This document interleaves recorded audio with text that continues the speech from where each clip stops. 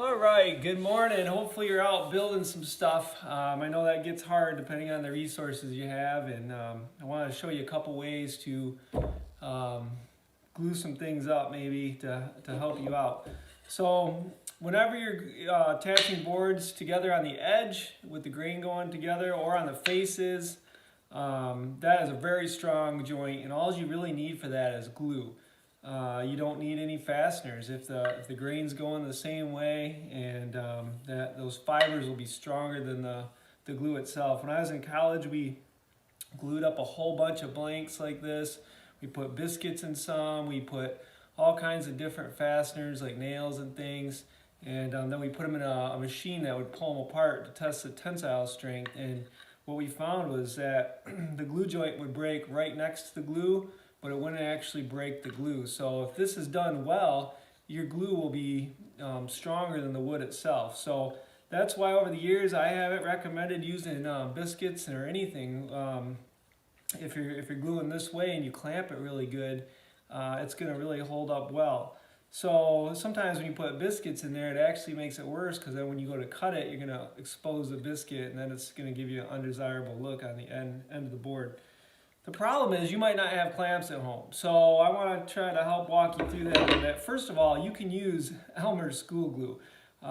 With some of the tests we ran, we found out that Elmer's worked almost as good as the professional grade wood glue. The biggest difference is it skims over, it dries a lot quicker, so you have to work a lot faster. So you don't want to try to glue up a bunch of boards. You just want to work a lot faster. If you are gluing up a lot of boards, you want to use a roller or something to spread the glue a lot faster. But this will work almost just as good. So a lot of you have this at home. You might not have this at home, but you probably have this at home, and this will do the job. Just have to make sure you clamp it and give it some time to dry. So what I mean by skim over is once you put it on, it's going to start to dry, really quick. So you want to hurry up. You're going to apply to both edges, right? Double spread, and then you want to push those together before they start to cure or harden over. So one of the things that there's several ways you can do this. One way, you could find some big heavy-duty rubber bands, and a lot of people have rubber bands around the house. These are some really big ones. You could double that up, and you'd want at least 2 or 3, as many as you have on that you can fit on your boards.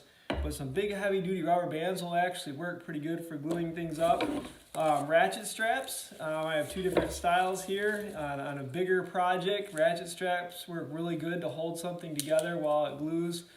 This is a common item. A lot of people have this around in their garage, even bungee cords and things like that. So you might have to get creative. Another way is so this was a board I set up for a customer that I put finish on it, and it was just a sample board. It's still kind of nice, so I just did the end, but I drilled a couple holes in it, and then I'm going to put some bolts underneath it here. So I drilled holes that are the same diameter as the bolts, and you could really use pretty much any size bolt. The bigger the bolt, maybe the better it would be, but whatever you have laying around you can use, and they don't all have to be the same size. You could have 4 different size diameter bolts. But you're going to push this down. Remember, this is like our scrap board. This is a sacrificial board you just have laying around that isn't really important to you. And then these would be my project. So I put my glue on here just like I was explaining. And then you set this in between the bolts.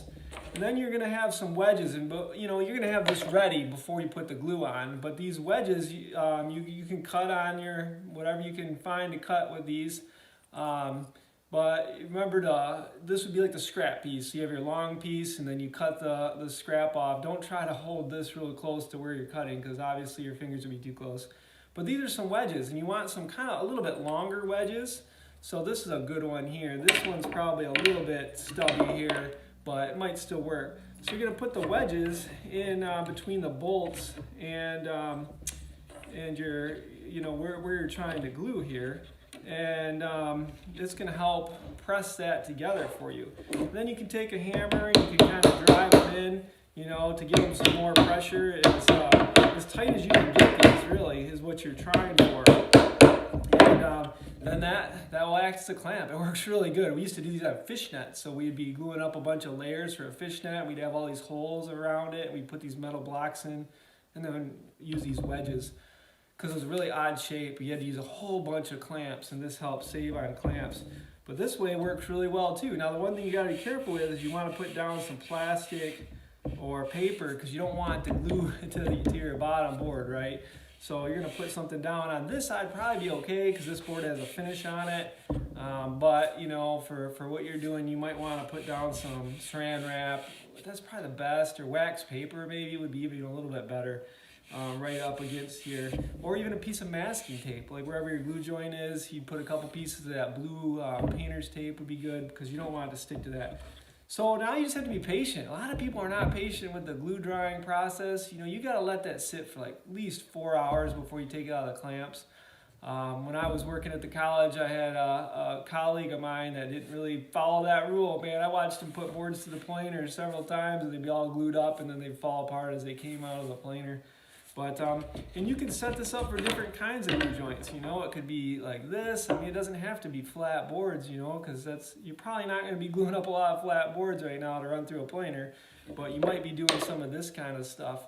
So this kind of would help you out. Clamps are hard to come by. I mean, over the years, I've collected a lot of clamps, but they're really expensive, and a lot of people just don't have very many laying around their house. You might have one or two if you're lucky. The cheapest kind of clamps are the pipe clamps, where you take the black threaded pipe that you can buy at a home improvement store, and you thread on the clamps on the end. So I'll get you one of those and show you. These are called pony pipe clamps. So this is a piece of black pipe. It was black, it's been used a lot. And these just screw on the end. So you can buy this clamp unit, they're only like $10, so they're pretty affordable. And they just thread onto this black pipe. So the black pipe has some threads on it, and then this piece just slides over. So you can, the pipe isn't terribly expensive, then you can have them thread the end for you.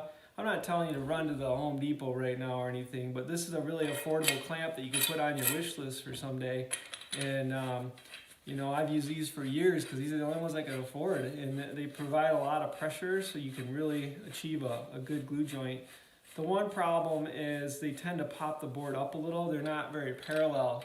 So what I mean by that is these the pressure points kind of pinch it to where it's not very parallel. So you have to be careful. You might have to put another clamp holding it down and things like that. But they're very, I mean, you can do a lot of stuff with them, and really affordable and cheap. You can make them as long as you want. I mean, pipe comes in, I think this kind of pipe comes in 20-foot sections, so you can have a really long clamp. All right, just wanted to show you some gluing tips so you can maybe get something done at home. Take care.